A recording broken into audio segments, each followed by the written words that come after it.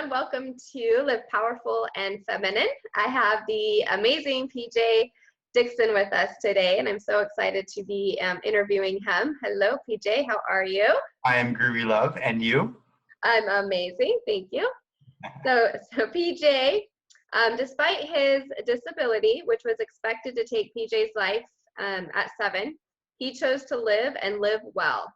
And PJ is a lifelong motivational speaker and love guru, and a 10th degree black belt woman self-defense instructor, which is so cool, former wheelchair athlete, adventure seeker, watercolorist, author, and in the National Hall of Fame for people with disabilities.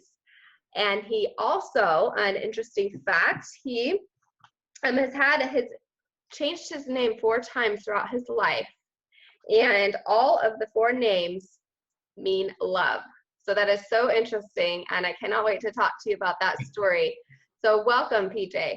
Thank you. I appreciate it. I'm honored and grateful to be here.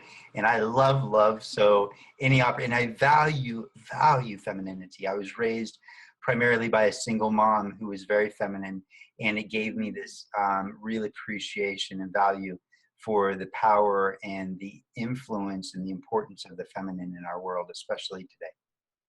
Awesome. Beautiful. Well, tell me a little bit more, because that really, I found it very interesting about your names and how they all mean love. So if you can share with the audience a little bit more about that story.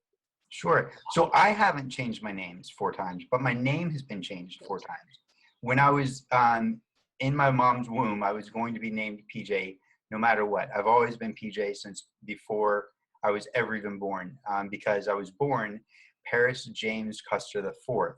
And so since I was the 4th, I wasn't going to be Paris, I wasn't going to be James, I was always PJ. Mm-hmm. And so Paris means lover, and James comes from the word Jacob, or the name Jacob, which means supplanter.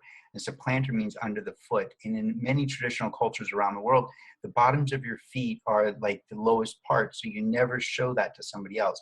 So Paris James is this idea of loving people from the most humble of places, lifting them up with love, lifting them up from being under them to lift them up. And then when my mom got remarried when I was 3, that man wanted to adopt me. And so they changed my name from Paris James, which again, I've always been PJ, to Paul Jason. And we kept the PJ. And Paul Jason means little healer. And you can't heal without love, right? And then at 13, that man wanted to put me out to quest, which means that he put me out in the wilderness and left me out there for 24 hours. He basically said, come back a man. And this wasn't because he was being mean. This was a part of indigenous cultures all over the world. Indigenous cultures all over the world, they have rites of passage ceremonies for boys to manhood and girls to womanhood. And so this is part of indigenous cultures around the world where they put their boys out and they say, okay, come back a man. And sometimes they're gone as long as 4 days or more. Wow. And so I was put out for 24 hours. And when I came back, I was named Tatang Titit Ncheodi, which means little one with great heart. And then almost 20 years later and 2,000 miles later, I had joined a different spiritual training program. And at about 30 or 31, they also put me out and quested me overnight. And they put me out in the middle of the desert, you know, with coyotes and wolves and cougars and, you know, snakes and all the crazy stuff. And when I came back, they named me Jinsha, which means all-encompassing or universal heart. And as far back as I can remember, spiritually speaking, and even within this life, all that I can remember is love. Like my very first memory that I had was reaching out as far as I could to protect other people that were innocent from being hurt. And it's always been about love for me. And so I'm very fortunate to be in this state and in this business. That's amazing. And what a beautiful and unique story. I love that. And it just goes to show that you were meant to be in this field, and goes right along with the love guru that you have that you have for you know, that you just embody that embodiment of love, and it's just so much in your energy, and I love that. So tell us a little bit, if you could tell the audience a little bit more about your story. So kind of if you could tell us about how you got on this path and how you became the love guru, and share a little bit about some challenges and stuff that you had to overcome to get where you are today. Sure, sure. So, interestingly, when I was a boy, I wasn't raised in the church or the synagogue or the mosque or the temple, but I was always very spiritual. My mom said I would be always asking her questions about God. And so one day I remember I was 5 years old and I was talking to a couple of my little friends, Todd and Kim, and they were a year younger than I think a year younger than I was. And I said, God is in that tree, and God is in that bush, and God is in that grass, and God is in you and me. And so that makes us brothers and sisters. And that's how I started out. Like, that's my consciousness. And that was wonderful until I hit 7th and 8th grade, and it became all of a sudden a miserable time in my life. It was so rough because I literally been speaking on stage and in front of television cameras and boardrooms and fundraising events since I was 7 years old. And all my life, like literally all of my life, I've been on stage and in front of different groups, and I've been loved by everybody, which has been fascinating and fabulous. And I've loved everybody. But once I hit 7th and 8th grade, all of a sudden I could no longer walk with my leg braces more than 20 feet without falling. And I wasn't having, but my teachers and principal were calling my mom and saying, PJ can't walk anymore. You need to do something. And I just felt like everything was against me because up to this point, everybody had loved me and everything was wonderful. And I kept my friends in 7th and 8th grade. But all of a sudden, there wasn't a single girl in the school who liked me anymore. They didn't dislike me. I wasn't mean, but they weren't interested in me in any kind of romantic fashion. And for a pubescent boy, right? That's so important. I just wanted to be physically strong. I wanted to be capable. I wanted to be the hero. And I couldn't even protect my mom from the abuse that she was experiencing when I was, like in 6th and 7th grade.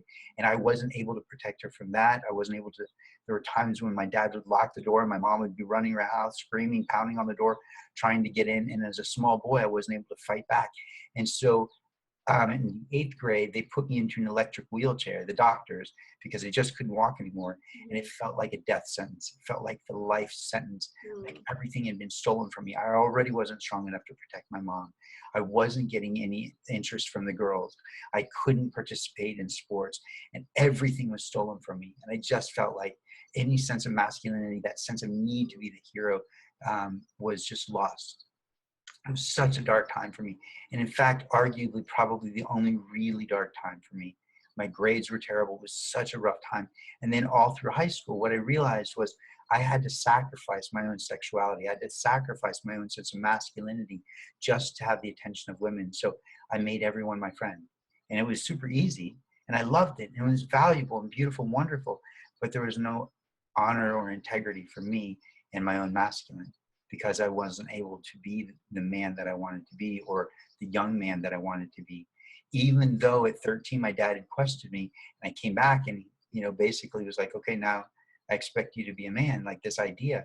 It's still, it wasn't showing up in my potential relationships. And this lasted, no dates through high school, no dates, in very few intimate relationships in college. And that carried on a little bit into my adult life. And then when I decided after I graduated college and I decided to move to Arizona, which is where I am now, when I decided that I wanted to be in Arizona, all of a sudden, 2 weeks later, I was here. And I was immediately in the process of taking care of myself. And about 6 months after I arrived in Arizona, I had been hit by an SUV, tossed out into 3 lanes of traffic, and I had time enough to pray to say, God, whatever happens, please just don't let him drive over my pelvis. And the front driver's side wheel came to rest leaning against my pelvis. 2 more inches, he would have crushed me. And I weigh 75, 80 pounds. He would have crushed me and probably would have killed me. I was tossed out into 3 lanes of traffic. Not a single car accident, not a single car hit me. And there happened to be an emergency medical team in the restaurant that this gentleman was pulling out of. They ran out, picked me up, took me across the street to the hospital. So I wasn't meant to die that day. And for the next 4 months, I was in excruciating pain. I couldn't sit up. I couldn't feed myself. I couldn't push my own wheelchair. I couldn't roll over in bed without excruciating pain. I couldn't sit on the bottom of the bathtub to shower myself. Everything hurt and everything was stolen from me that day. I thought I was growing. I was maturing. I was becoming empowered. I was training in martial arts. Everything was great. And in that one moment, everything was taken from me again. And I just entered another dark time where I thought, what is going on? Why can't I be the man that I want to be? And so I just was so intimately connected to my disability. And I realized I grew up knowing that my disability was a gift to other people, but it always felt like a burden to me because it always stepped in between me and love. Like that's all I really ever wanted, was just to love and to be loved. And it stepped in between me. And so 4 months I went through this process, and finally my physical therapist said, PJ, I've talked to every mentor that I had, every teacher and professor I had. I've consulted all of my medical books. I've looked at all the medical journals. I can only think that it must be one thing. And he's like, and I've checked everything else. And so he palpated my pubic bone, and sure enough, 4 months of excruciating pain, when the only problem was that my pubic bone had been popped out of place. We could have fixed it right there on that first day. But I needed to go through this pain. And he said, this is going to hurt. And I had never up to this point really experienced physical pain, emotional pain, but never really physical pain. And so he was right. When he popped that thing back into place, it was unbelievably painful. But I consciously and intentionally chose to go through that pain, because the pain that you perceive is never as great as the pain you experience. The pain you perceive is never as great as the pain you experience. And so I constantly chose to go through it. And the moment I went through it, literally, the moment my hip popped back into place, the moment I stepped into the pain, all the rest of the pain went away.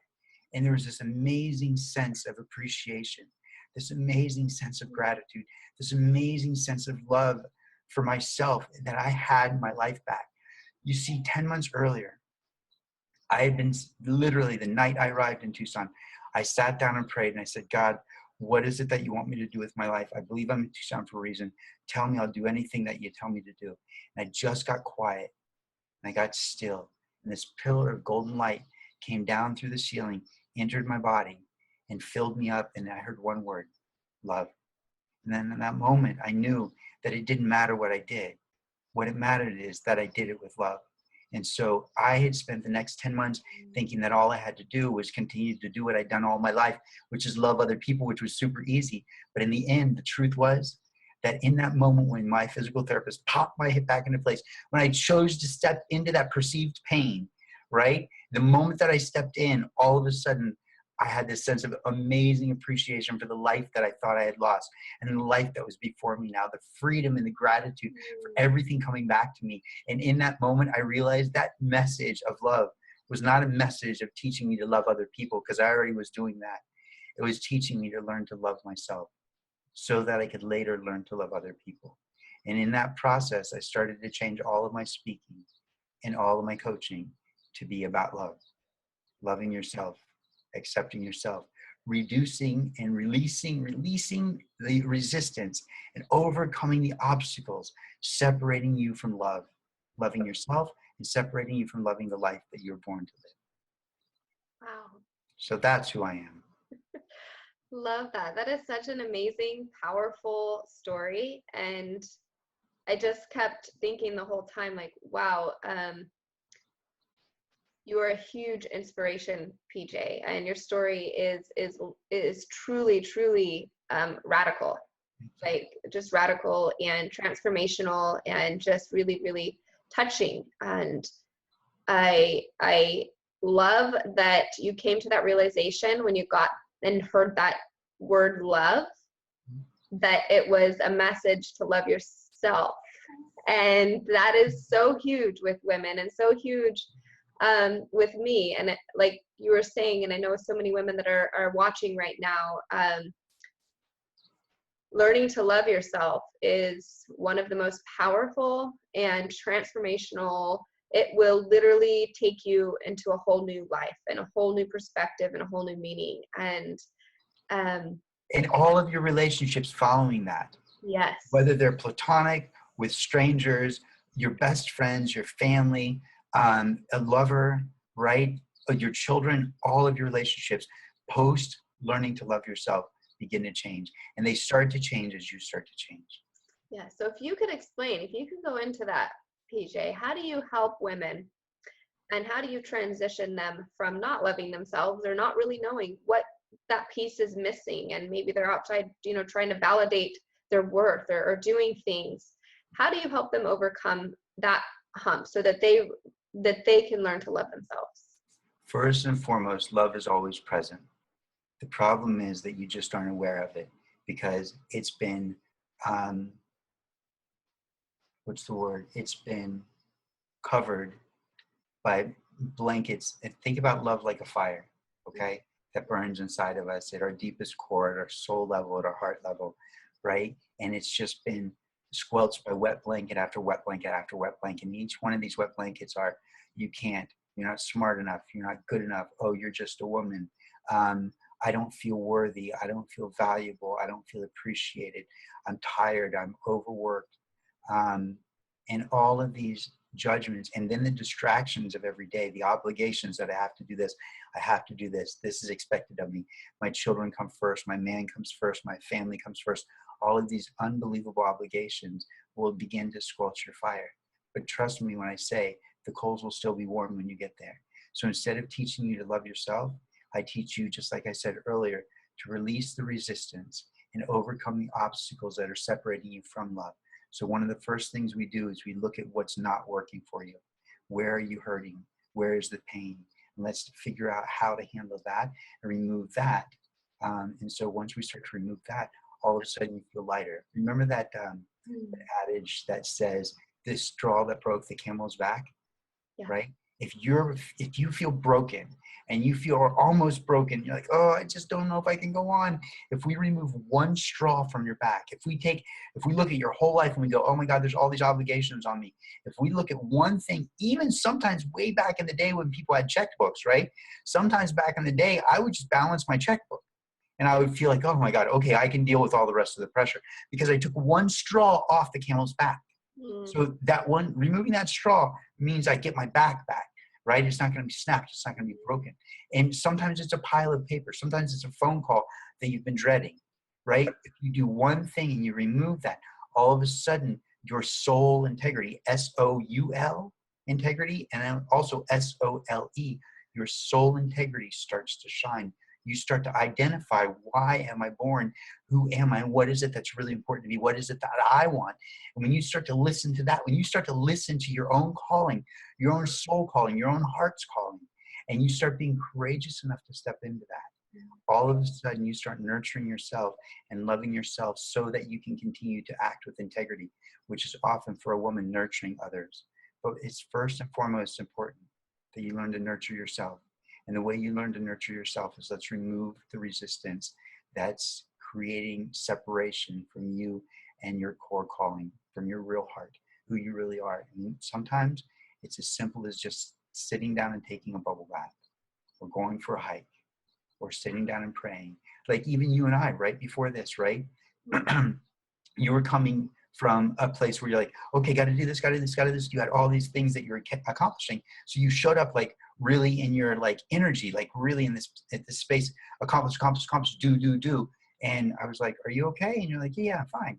And I was like, you feel different than yesterday. And you're like, oh, well, because of this. And I said, well, is there something that we can do to, and you're like, let me just breathe for a minute. And what that does is really, it allows you to honor the feminine. And let me explain it this way, because I think this is a perfect explanation. I'm going to use a sexual metaphor without intending to be sexual. Okay, the penis is designed for thrusting. It comes out of the body. It's about working. It's about pushing out. It's pushing its intention outside of it, right? And so the feminine grace is about becoming open and receptive, so that she can receive, right? And so when we're out there pushing our energy out, pushing our energy out, pushing our energy out, we're thrusting. That's the penis's job. That's the masculine. Yeah. The feminine's job is to be open and receptive and receive the divine flow. And when she's open and receptive and receives that flow, then she can then naturally nurture others. Now, men, the masculine, the sacred divine masculine, is also to receive the flow, but then enter the universe or enter the feminine in a different way than the feminine embraces the masculine. And they're both giving and receiving simultaneously. We hear all the time, right? We hear all the time. Have you ever heard this? Healthy relationships are give and take. Have you ever heard that? Yes. They're not. Healthy relationships are not give and take. They're give and receive. There's a profound difference between taking and receiving. If you've ever, ladies, felt taken advantage of or taken for granted, you weren't in a healthy relationship in that moment. Maybe with yourself, maybe with a partner, maybe with your children, maybe with your boss. In that moment, it wasn't a healthy relationship if you're feeling taken for granted or taken advantage of. Because healthy relationships are give, arguably even share, and receive. Okay? There's a profound difference. And this is really important because the masculine and the feminine are not opposites of each other. They're complements. So when the man enters the woman, he's giving pleasure, but also simultaneously receiving pleasure. And when that happens, the woman is giving pleasure and simultaneously receiving. They're complements. They're parts of the same whole. We're not separate. But the problem is we often feel like we have to embrace one or the other. And women will often embrace the masculine and sacrifice their feminine in a method to protect themselves and to provide for their children, because that's what you've taught yourself. Yeah. But you don't have to do it that way. You can enter every moment in every aspect, in every relationship, in every negotiation from your space of feminine. And I would venture to say that you would have much greater success, not just you, but everyone. Yeah. And that's so well put. I love how you describe that. And it really is a beautiful thing when you do think about that feminine power and receiving and it being in that gracefulness. And that I think a lot of women struggle with that. And so what I want to ask you, PJ, is what does it mean to actually live powerfully and feminine? Ah, that's beautiful. So what it means to live powerfully and feminine means, number one, foremost, that you honor your own integrity. If you're not honoring your integrity, you're giving away parts of yourself. And when you give away parts of yourself, you're not showing up wholly and truthfully and confidently, right? You're showing up only as part of you. And we are powerful when we are in our wholeness, right? If we are not in our wholeness, we are not as powerful. And so becoming wholly in your feminine and completely in your feminine means to start to listen to yourself and honor that calling that I was talking about, that soul integrity, where you stop for a moment, you say, okay, let me breathe for a moment. Let me get into the space of receptivity, this space where my body is physically relaxed, my spirit has calmed and quieted. And then in this space, then I say, okay, what is it that I want to do? And I guarantee, I call this PDA, power, decision, action, okay? Now the word decision, let me say this and I'll get back to it. The word decision comes from the word decide, and this means to cut away from, okay? So once you decide, you cut away all the rest of the fat. You cut away everything else that doesn't matter. So you get in your power, and the way you get into your power is by first and foremost, stilling your mental chatter, right? Einstein said, nothing moves, or nothing changes until something moves. Nothing changes until something moves. And we all know that, right? Nothing's going to change until I decide to take an action, right? Which is great. That's fine for the physical world, but from the emotional and the spiritual world, I like to say that nothing changes until you become still, deeply and profoundly still. So ladies, if you don't meditate well, pray. If praying doesn't work for you or you're not really very spiritual or religious, journal or go for a walk or color, but find something, because ladies like to color, find something that allows you to calm down and settle in. And a lot of times for ladies, it's a bubble bath or it's journaling or going for a walk, but take some time to nurture yourself. So once you get into this space, you start to become, you start to heal. And the word heal comes from the word halo. And the word halo means to make whole. So what you're doing is you're literally becoming whole. So once you get in this wholeness, then you're in your power. When you're in your power, that's when you say, okay, what is it that I need to do or want to do next? And this is where the decision will be given to you. You don't make the decision. The decision flows through you. All of a sudden there's a knowing. because women are open and receptive. There's a knowing. Men can do this too, but it doesn't work as well with men, right? Because we don't listen as well. And ladies, you're probably all like, yeah, you don't listen very well. All you do is talk. Not me, but I mean men in general, right? Yeah. And so when you get into that state of wholeness and you're in that state of stillness in your mind, you feel this power of the feminine. You feel fully in your feminine, or more fully in your feminine, because you've removed the resistance and released the obstacles or overcome the obstacles. So you're in this space and you ask yourself, okay, what do I want to do next? What's next? And then all of a sudden you'll hear it, you'll feel it, you'll see it, you'll know it, then immediately, excuse me, then immediately take action. PDA. The longer the space is between the decision that was made for you from your deeper self to the action, if all of a sudden you're like, okay, I need to send an email. And you're like, okay, let me go to the kitchen and I'll get some coffee and I'll get a couple crackers and then I'll come back and let me stop at the mirror and brush my hair. You may never get to that email. That's not going to work for you. You have to minimize the space between the decision and the action. I was on a call this morning with a friend of mine who I do a lot of coaching for, actually.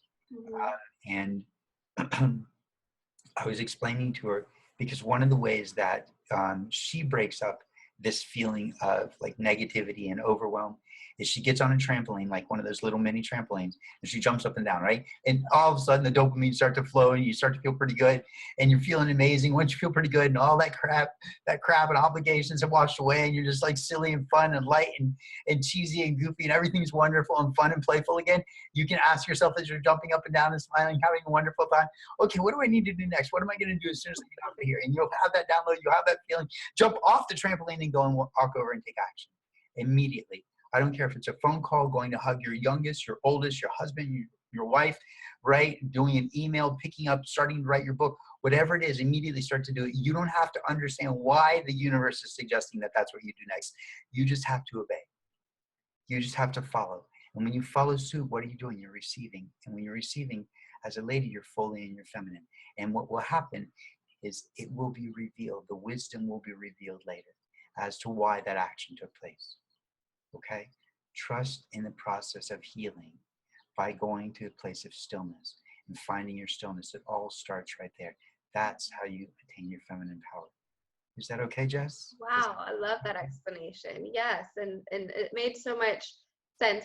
And as you're talking, I'm thinking, and it's so hard because you talked about like overwhelm and being stressed, and that's such a common thing for women, and it's so hard to sit still. It is hard to sit in that stillness, and it is hard to just trust. And I know one of the biggest things I had to go through, and I know so many women out there that are listening too, it's really trust.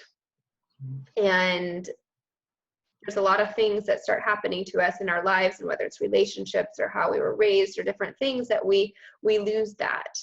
And we start operating from fear instead of trust. And, you know, and that was a really big shift for me. And I was thinking I wanted to get your point of view about teaching women to get to that process. Like you said, once you get to that process of being able to trust the wisdom, trust that it will come, slow down, be still, like what is the biggest pointer or the biggest tip that you can give to help women trust the process? I'm going to go back to fear. Okay. Can you do me a favor? Is there anything on your desk that you can pick up? Yes. Okay. Just humor me for a second and pick it up, and like with one hand preferably, and hold it up in front of I don't care if it's a pencil. Okay. Hold a pen. Perfect. Okay. So ladies, notice, no, hold it up for me. Notice that she's holding it, right? And that means her fingers are closed. Keep it up for a second. Put your other hand out for me since I'm not there. Okay. Hand it to the other hand. Notice she had to open up. You have to open to receive, and notice, go back, go slow. She had to open to let go. So it's always about opening to let go and opening to receive. Thanks, you can set it down now. Okay? It's literally 100% always about opening.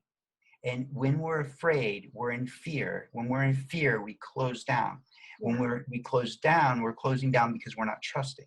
So how do we get to this place of trust if fear is overwhelming us?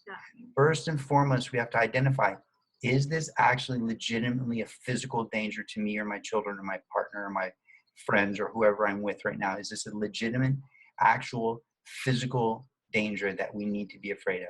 Need to be afraid of, because in that particular case, you want to trust the fear that's speaking to you. Remember, I teach women's self-defense classes, right? So I want you as a lady to listen to that women's intuition.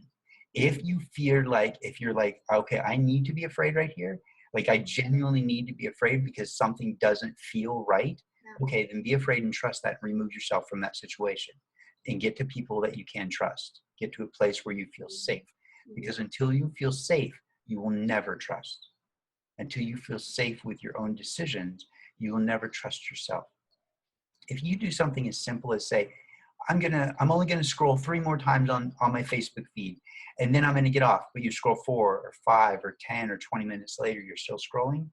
What you're doing is you're teaching yourself not to trust yourself because you lied to yourself. I said I was gonna get off of Facebook, but I didn't, and here I am 20 minutes later.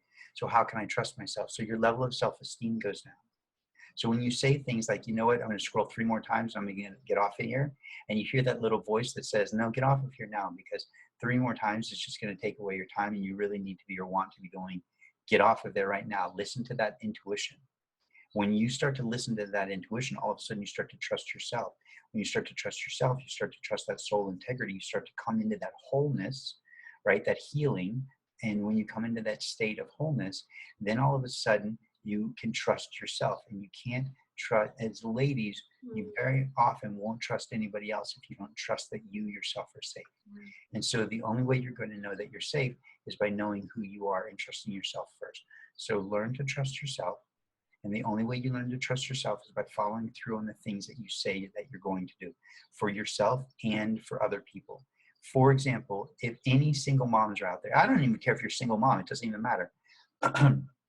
If you tell your child no, and then you tell them no again, and then no again, no, Matthew, no. I said no, Matt, stop. No, Matthew, I said no, please quit it. Stop, put that down. No doesn't mean no to Matthew. And in fact, no doesn't mean no to you. So what's it going to happen if you're, and I'm taking this to a place of danger, okay?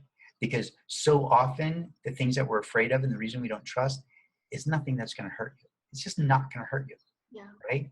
But let's say you teach yourself that no doesn't mean no, and then you're out on a date and a gentleman starts, less than gentleman, a man, not even a man, but a male starts to get a little bit amorous, and you're like, I'm not really interested, no. And he starts to push. You're going to be like, no, no, no. That's not, you can't say no, no, no. This isn't happening, because what happens in women's brains is, no, this isn't happening. This isn't happening. It's happening. And you need to take some freaking action to protect yourself, because this is a physical thing that you can no longer trust, right? So you need to know that no means no to yourself, and no means no to everybody else. So until you learn to trust yourself, it's going to be hard for you to trust other people. However, most things, thank goodness, are not that dire. Okay, most things are like, gosh, I don't know what I should do with my business, or God, this guy's a nice guy, but there's just a couple things that just don't resonate with me. Does that make me a bad person? Ladies, it's so okay for you to make a decision from how you feel and what you want. This is where the trust comes.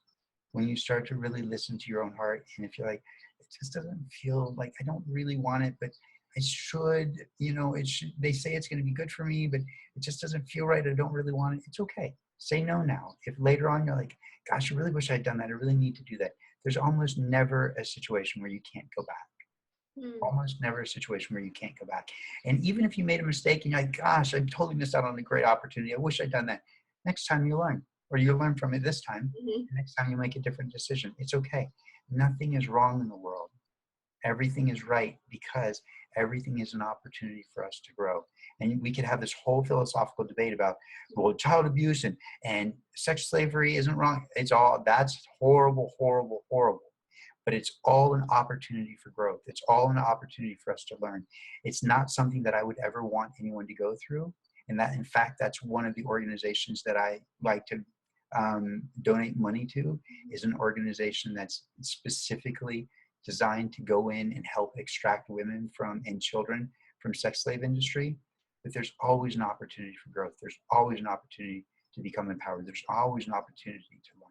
So you don't learn, if you have trust issues, it's because you don't trust yourself. It's because you haven't been listening to yourself. It's because you haven't been being honest or fair with yourself. I'm just tired. I really don't want to go out with my friends. I'm just so tired. I just want to go home and take a bath. Please go out with us. Come on. It's going to be so much fun. You're like, okay, I'll go. Right? Obligations will really, really tear you down and not build you up. But I'm a single mom, or I'm a mom and I have to have all these obligations for my children. An obligation to yourself first and foremost, because if you don't take care of you, who then will take care of your poopers? No one's going to take care of them if you don't take care of yourself first. Okay, moms? Absolutely right. And such amazing tips right there, PJ, because it's, gosh, you know, it's so hard balancing that feminine and that masculine energy, and learning to trust yourself, and learning how this is affecting pretty much everything in your life when you lose that trust, and you start operating from a place of fear, and it just kind of shows up all over your life. And when, you know, sometimes, like you said, it's all about learning. And once you get to that place where enough is enough, and you've had a lot of things that maybe are happening to teach you a lesson, once you get that and you start growing and overcome that, and the healing begins, and your life starts transforming and changing, and you really start to fill up with love, which is why I'm so happy that you got to share that wisdom with everybody. And May I add a piece really quick about trust? Is that okay? Just really quick? Please, yes. Okay, cool. So if anybody's ever taken improv is, rule number one in improv is yes and, meaning I will say yes to whatever you just said or did or suggested on stage, and I will add to it. The moment I say no, that doesn't make sense, everything in the improv dies, right? So I could say, Jessica, let's go to the moon this weekend. And you're like, yes, and we should take this 57 Chevy. And I'm like, yes, and we should like make sure that there are all these balloons on the back of it so they can see us more from the earth. And you're like, yes, and we should like blast like Simply Red and Sade the whole trip. And you're like, yes, and right, we just keep going, yes, and it just grows, right? But if I'm like, no, we can't take the 57 Chevy to the moon. We have to take a spaceship. What kind of ridiculousness is that? All of a sudden, everything shuts down. Judgment, right? And so if anybody out there is listening and you have any sense of spirituality and you have any belief that the divine is flowing through you or influencing you, or that you are in and of itself the divine, okay, with a whole nother conversation.